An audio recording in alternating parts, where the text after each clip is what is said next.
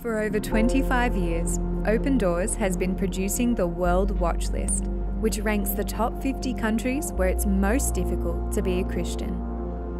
The list is compiled by a group of experts, audited by an outside organisation specialising in religious freedom, and is the best and most authoritative list of its kind. Through on-the-ground interviews and data analysis, it provides an accurate picture of the difficulties persecuted Christians face around the world.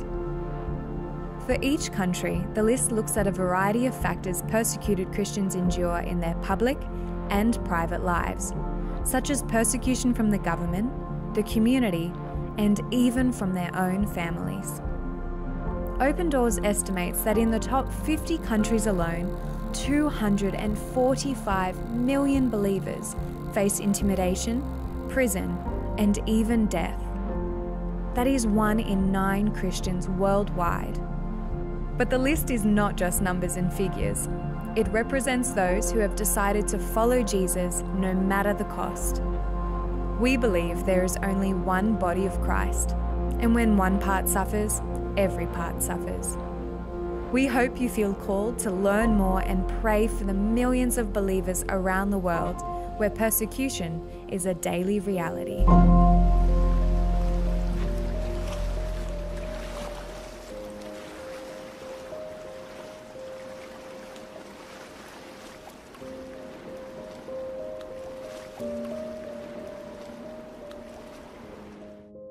They want you, maybe you'll be converted. Yeah.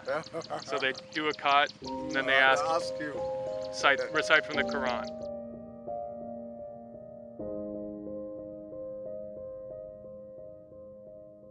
And if you couldn't, they do another cut.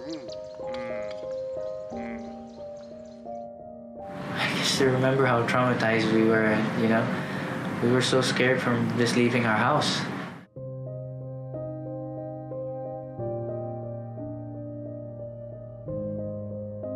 You couldn't really trust them to be humane.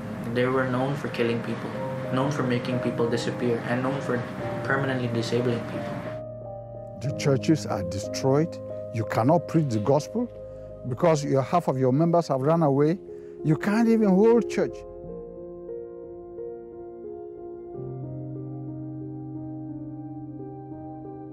Because while you are in church, the church is surrounded by herdsmen and everybody's gone down. How can you preach the gospel? It is impossible. She cried out and she said, "Lord, help me." And then one of the soldiers came up and put a pistol in her mouth and said to her, "I'll show you how God helps you."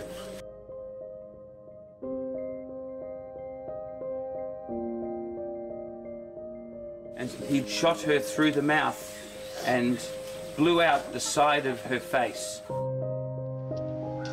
When he was shot from here, he fell here. This is the blood of that man until today.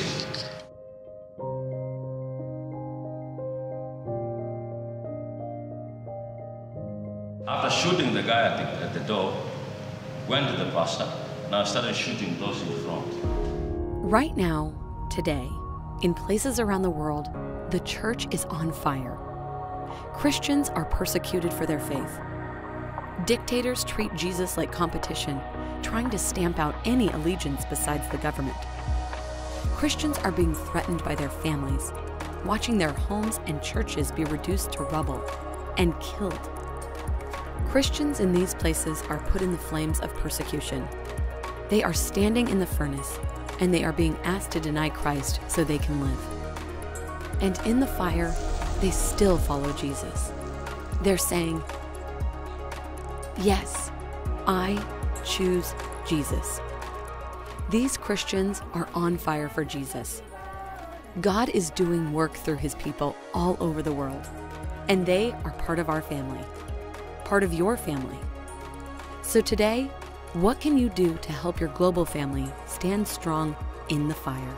And what can you do to help them remain on fire for Jesus? Persecution exists behind an iron curtain erected by the press.